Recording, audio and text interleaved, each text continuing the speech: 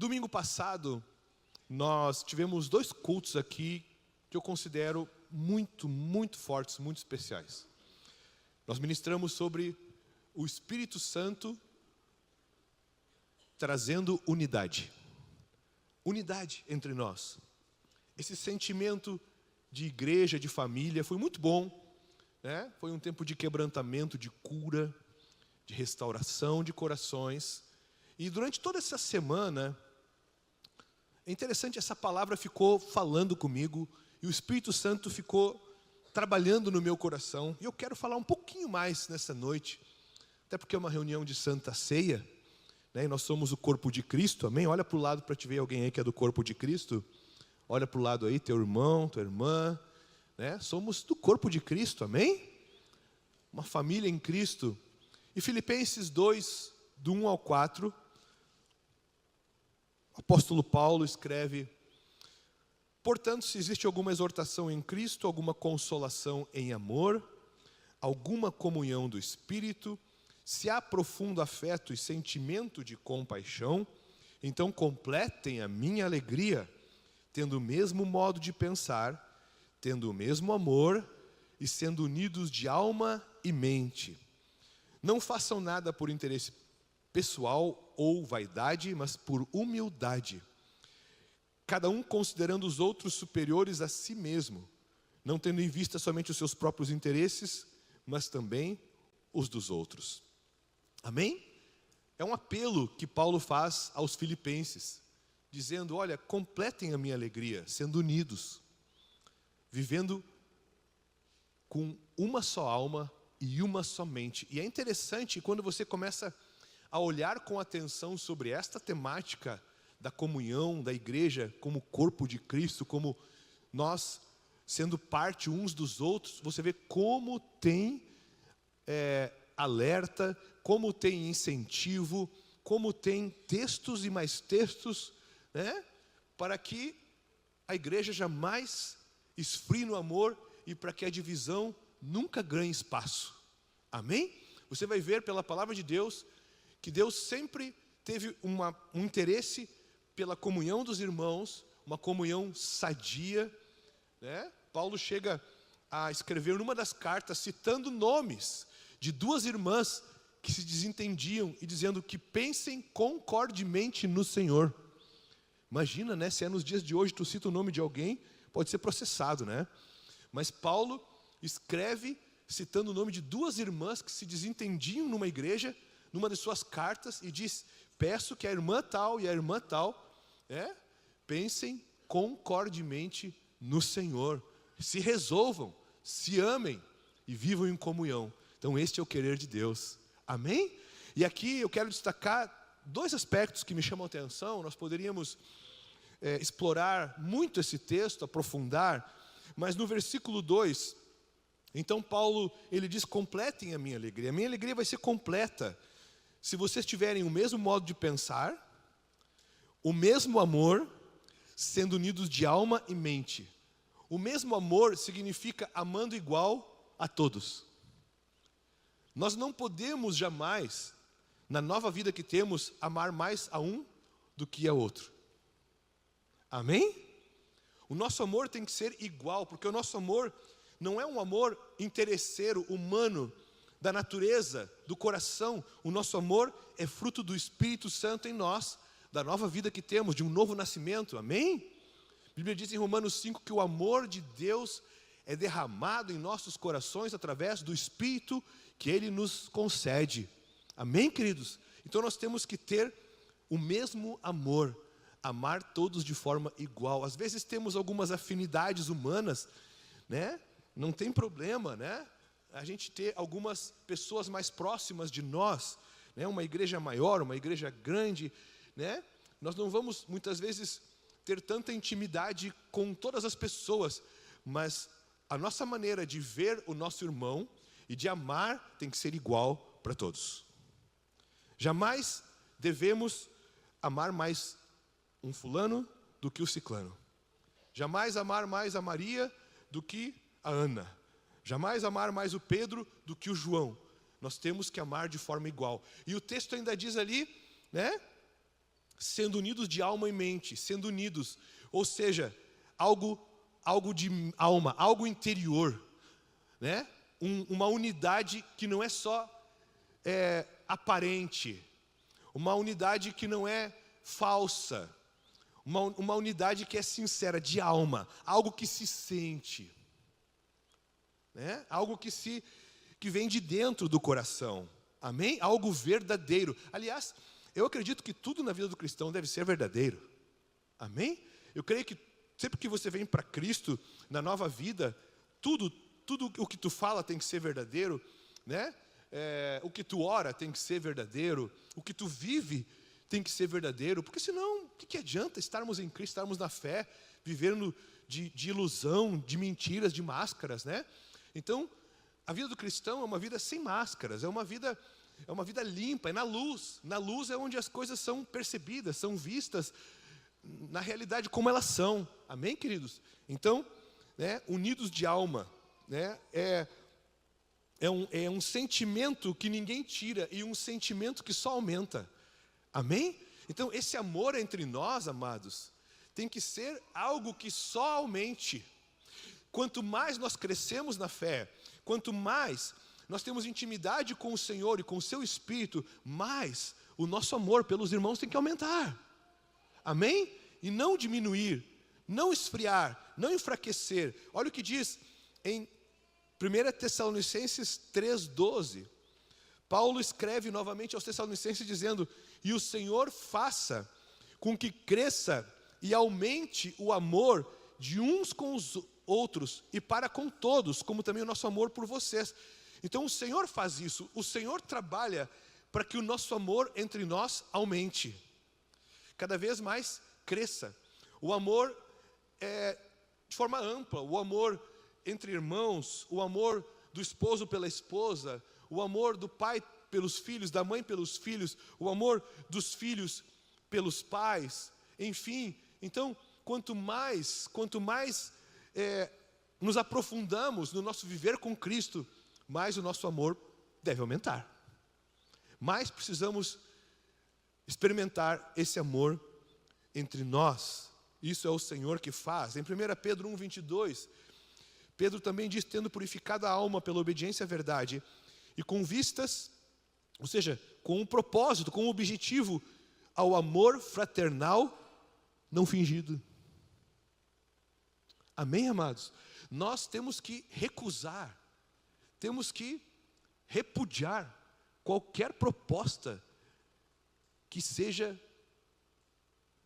por fingimento, qualquer atitude, qualquer coisa que não seja sincera, nós temos que descartar da nossa vida, amém? Amor fraternal, amor de família. Amor fraternal é amor de família, não fingido. Amem intensamente uns aos outros de coração puro, amém? Então, que cada vez mais possamos crescer nisso, em nome de Jesus, entender o amor, termos maior revelação, entendermos o sentido bíblico da igreja, da comunhão, que somos parte uns dos outros, amém? Quando a gente volta lá naquele primeiro texto que eu li, que é o de Filipenses 2, no versículo 2 que a gente leu, diz, fala tendo o mesmo amor, sendo unidos de alma e mente, algo realmente interior. E no 3 diz, não façam nada por interesse pessoal, mas por humildade, cada um considerando os outros superiores a si mesmo. Interessante, porque nossos passos devem ser, nossas intenções, nossos sentimentos, nossos passos devem ser dirigidos pela humildade e nunca pelo orgulho. Amém? Que nossas escolhas, que as nossas decisões, que os nossos sentimentos, nunca alimente sentimentos que estão sendo fortalecidos pelo orgulho. Sempre alimente os sentimentos que provêm da humildade, que Cristo nos ensina a termos e cultivarmos em nosso coração, amém? Assim como nós rejeitamos a falsidade, rejeitamos o orgulho também, porque ele não traz nada de bom para as nossas vidas. O orgulho não agrada a Deus. A Bíblia diz que Deus resiste aos soberbos, mas dá sua graça aos humildes, amém? Então não façam nada, diz aqui, não façam nada por interesse pessoal, nada por vaidade, né? O que é vaidade? É aquela questão que coloca o ego no meio, né? Coloca o nosso ego no centro, mas por humildade, cada um considerando os outros superiores a si mesmo. Essa última frase, cada um considerando os outros superiores a si mesmo. Queridos, a forma como tu considera o teu irmão determina a tua comunhão com Deus. Como você vê o seu irmão? Como você considera o seu irmão? Qual é a importância que o teu irmão, a tua irmã tem para ti? Qual é o valor que o teu irmão tem? Qual é o valor? Qual é o valor?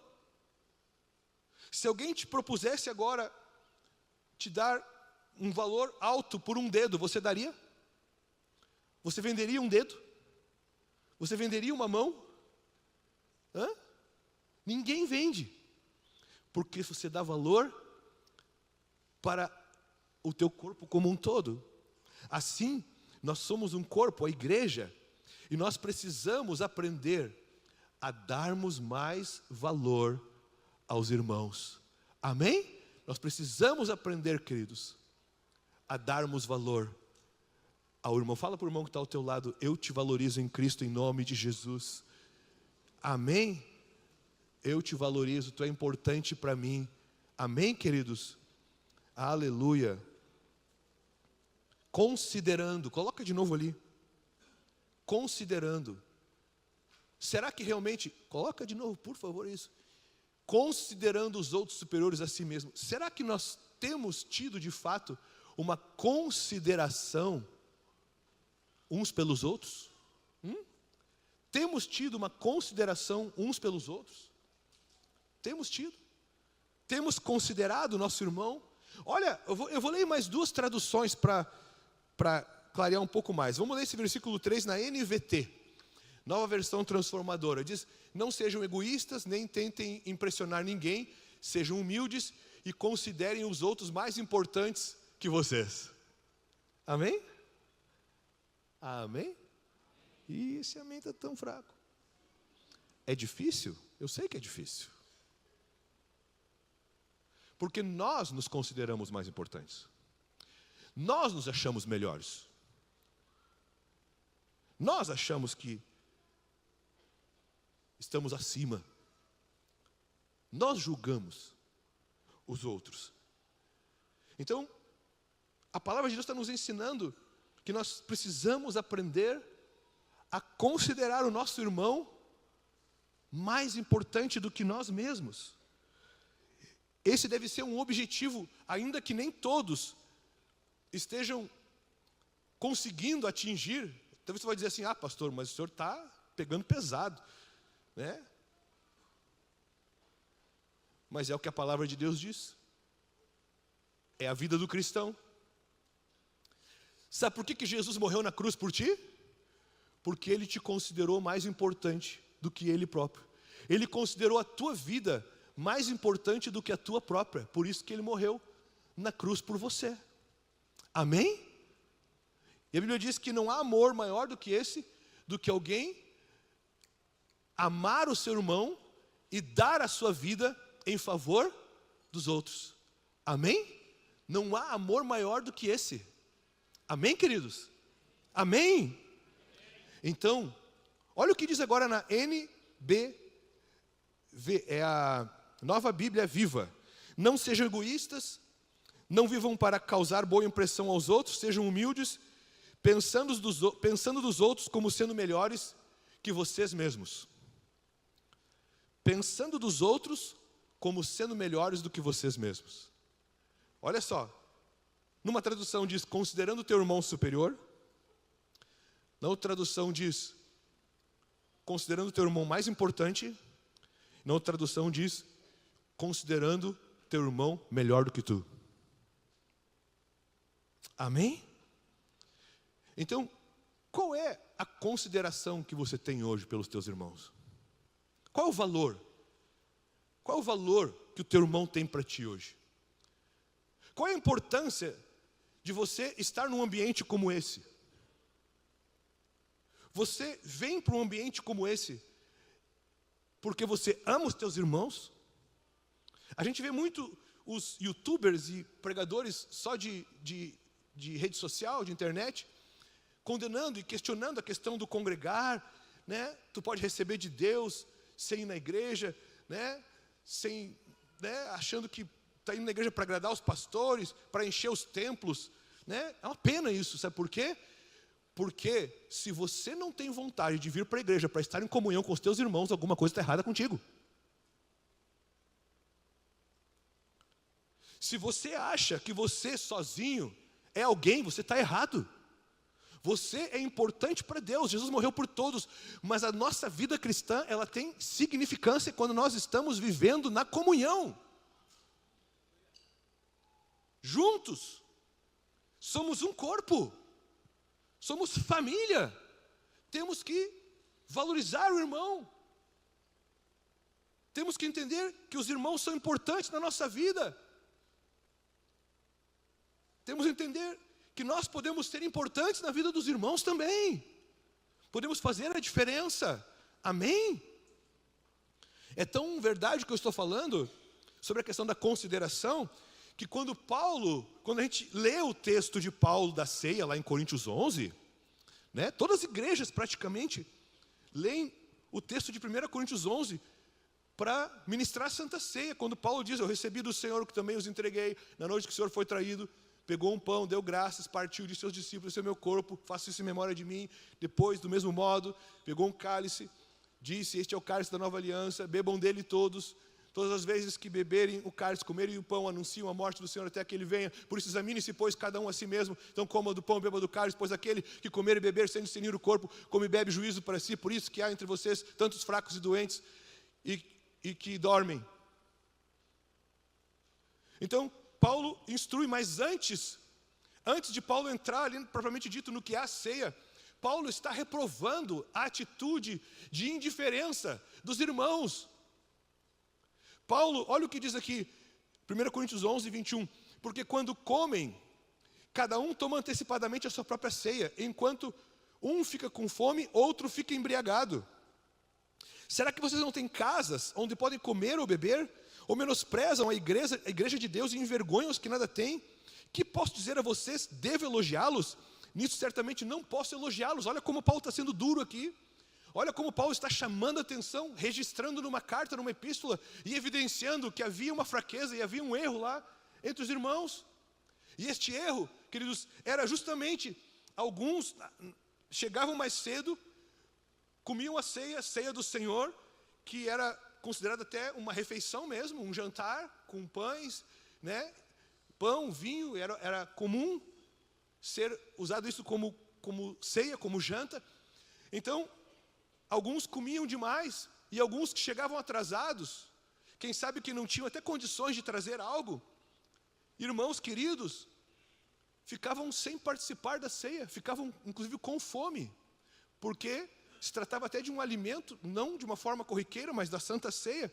Então Paulo está dizendo, não é uma janta qualquer, a Santa Ceia não é um alimento qualquer, ainda que seja um alimento naquela época, é algo espiritual, é algo, daí ele dá a instrução, é o corpo do Senhor, é o sangue do Senhor. Então Paulo diz, vocês não estão considerando, vocês estão menosprezando, versículo 22, se for para comer e beber, comam e bebam em casa. Ou menosprezam a igreja de Deus e envergonham os que nada têm. Então Paulo está falando, cadê o amor de vocês? Cadê a consideração pelos irmãos? Qual é o valor que os irmãos têm para você? Se você está bem, não importa que os outros não estejam. Meus irmãos, não deveria ser assim. Olha o que diz em 1 Coríntios 12, 25. Quando Paulo fala do corpo, né, ele diz, para que não haja divisão no corpo, Deus organizou o corpo como Ele quis, mas para que os membros cooperem com igual cuidado em favor uns dos outros. Veja bem, os membros cooperem com igual cuidado em favor uns dos outros. Cada um de nós tem uma responsabilidade. Quando você vem para Cristo, quando você vem para a igreja, você faz parte da igreja, você é salvo, você vem para a família de Deus, você ganha uma família, você ganha uma bênção, mas você ganha uma responsabilidade de cuidar do teu irmão. Quando eu me casei, eu ganhei uma responsabilidade de cuidar da Adriane. E quando nós tivemos as nossas filhas, nós ganhamos uma bênção que foram elas, mas junto com a bênção de ganharmos as meninas, veio uma responsabilidade de cuidar e educar, e prover o melhor para elas, o bem-estar delas. Obrigado, meu querido. Desculpa. Amém? Então, amados, nós não podemos nos eximir. Alguém vai dizer, mas eu já tenho meus problemas, eu já tenho meus fardos, eu já tenho minhas preocupações, minhas tristezas, minhas lutas. Sim, tu tem as tuas, todo mundo tem. E é por isso que nós temos que um cuidar do outro, um orar pelo outro, um se importar com o outro, e sermos verdadeiramente uma família, igreja do Senhor, cuidando uns dos outros. Tu pode dizer que o problema do teu irmão não é teu problema, mas é sim. Há uns dias atrás eu estava indo deitar. Estava já, eu e a Adriane, sentados na cama, a gente coloca as meninas para dormir, a gente fica um pouquinho ali lendo a palavra, depois a gente ora. E uma irmã me ligou, me mandou mensagens, aliás, aflita: pastor, meu esposo está entrando aqui no hospital, Nossa Senhora das Graças. Os médicos ficaram assustados com o quadro dele, é grave, está entrando com sepse, aquela infecção generalizada.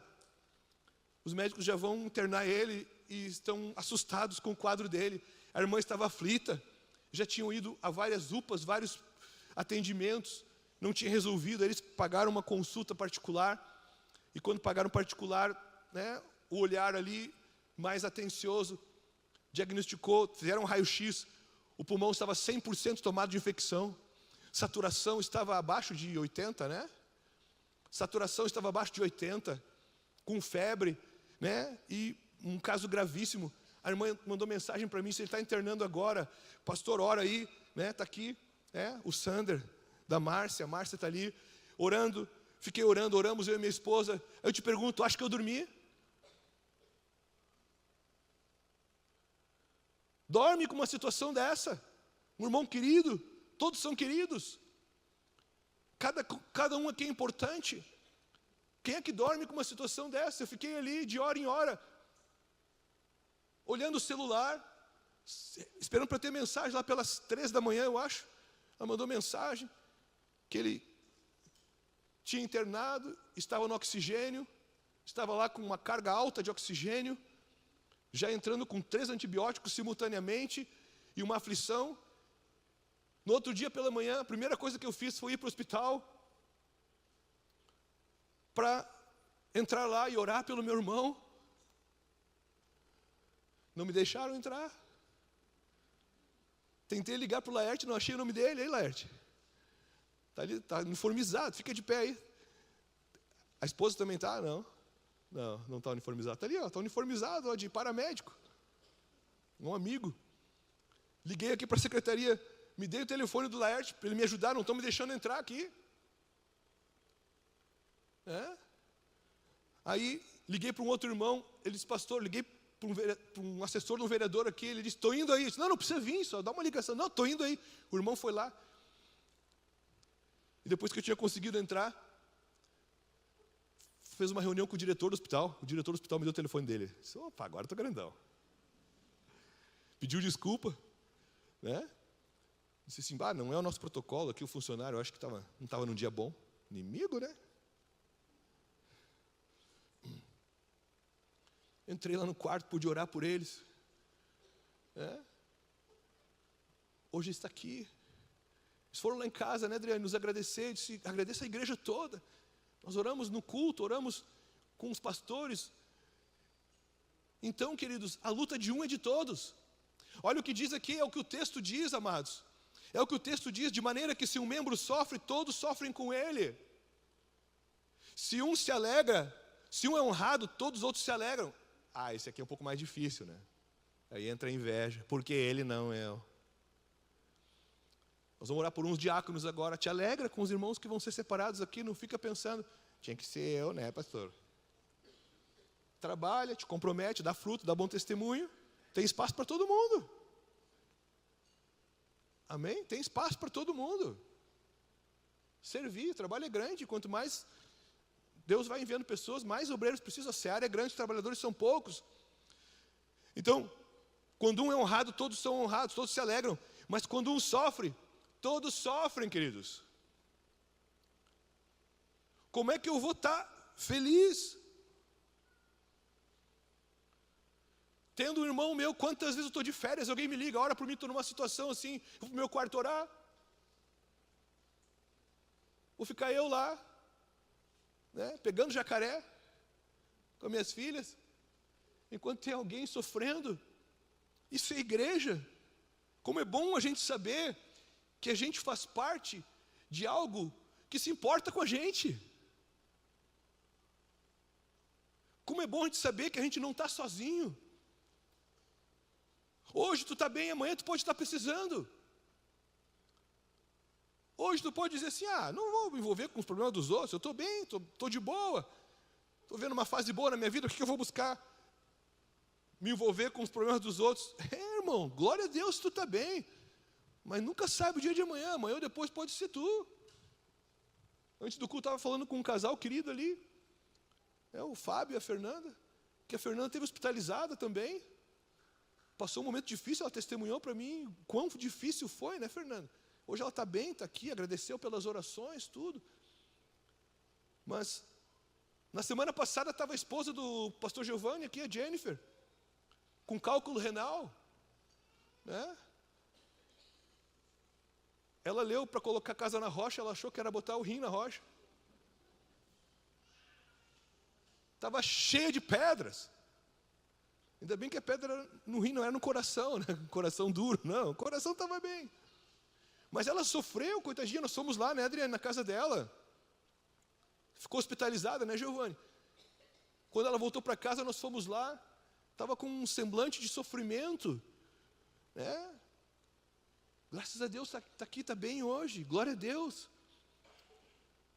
Mas então, hoje eu posso estar bem, queridos, amanhã eu posso não estar.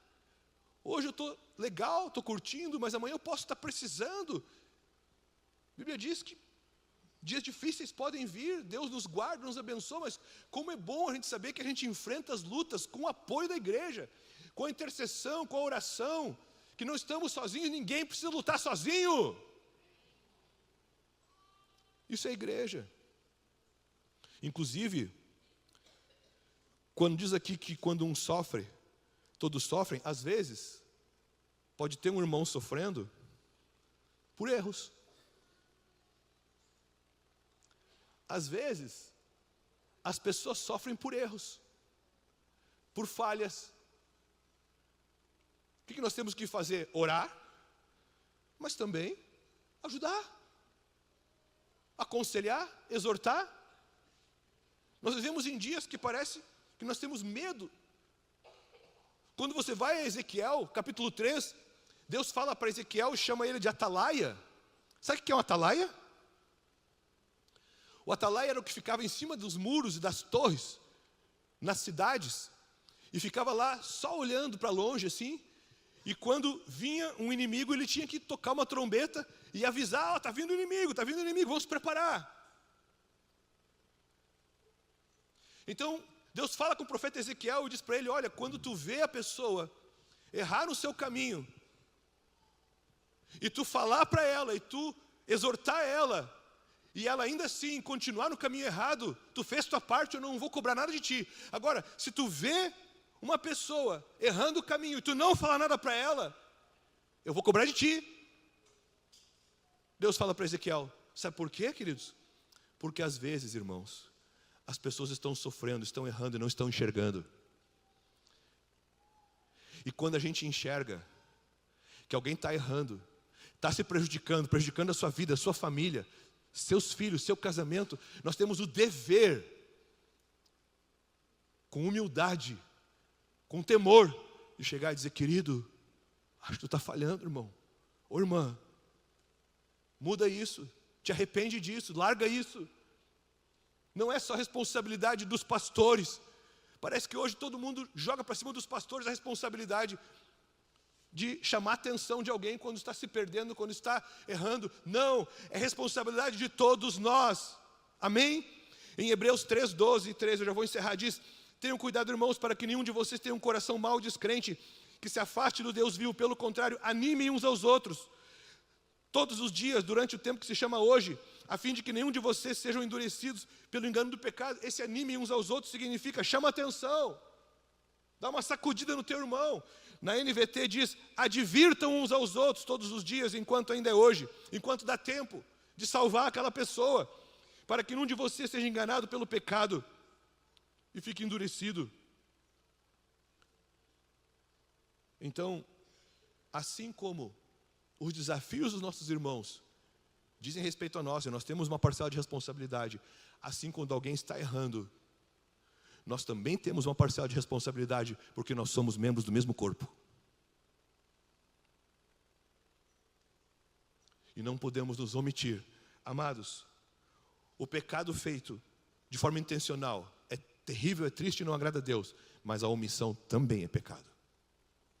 Você vai ver na Bíblia Deus punindo pessoas de forma bem dura por causa da omissão. Então, que tenhamos esse sentimento de cuidado, e que o Espírito Santo nos revele a cada dia o valor que cada irmão tem, o valor que nós temos. Você tem valor, o teu irmão tem valor, somos uma família, somos um só corpo, amém? E para a gente fechar, 1 Pedro 4,10 diz: sirvam uns aos outros, cada um conforme o dom que recebeu, como encarregados de administrar bem a multiforme graça de Deus. A graça de Deus é multiforme, ou seja, ela é diversa, ela é variada. A graça, cada um tem uma graça, cada um é diferente. A graça de Deus na vida de cada pessoa não é igual. Em Coríntios diz que os dons são diversos, mas um só é o Espírito, e Deus concede os dons dele, visando a um fim proveitoso. Aqui diz: cada um sirva o seu irmão através do dom que recebeu. Então vamos lá, duas coisas importantes. A primeira delas: se Deus nos dá dons, se Deus nos dá a sua graça, nos dá o seu Espírito, é para servir. Não é para o nosso deleite, não é para o nosso bem-estar, para investirmos só em nós, nos nossos interesses. Segunda coisa, é na comunhão que os dons se evidenciam.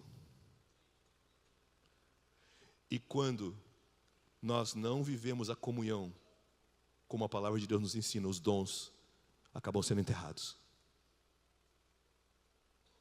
A parábola dos talentos fala de um que enterrou os talentos, e o Senhor ficou bem aborrecido com essa pessoa. O que eu estou falando para vocês é muito sério. Quando nós não vivemos na comunhão, numa comunhão sincera e sadia em amor, os dons acabam sendo suprimidos, os dons se perdem. Os dons que o Espírito dá para cada um. Fala para o teu irmão: tu tem uma graça, tu tem um dom do Espírito na tua vida. Fala para o teu irmão. Os dons se perdem se não vivemos a vida de igreja como a Bíblia nos ensina, se não amamos. Os dons se perdem. Mas quando nós vivemos em comunhão, os dons aparecem. Como é bonito! Como é bonito, pastores! Como é bonito quando a gente vê uma pessoa que chega na comunhão e daqui a pouco começa a se envolver, começa a se dedicar a trabalhar para o Senhor, a trabalhar e servir a Deus junto com seus irmãos. Daqui a pouco você vê uma graça na vida daquela pessoa. Esses diáconos que vão ser separados aqui são frutos disso, de dons que percebemos no andar junto, no convívio, na comunhão. Da comunhão. Sirvam uns aos outros, cada um conforme o dom que recebeu, mostrando a multiforme graça de Deus. Coisa linda é a multiforme graça de Deus. Coisa linda é as várias faces da graça de Deus. Como é lindo Deus usando uma pessoa de uma forma, usando outra de outra, outro de outra, outro de outro. E no meio da igreja coisas lindas acontecem.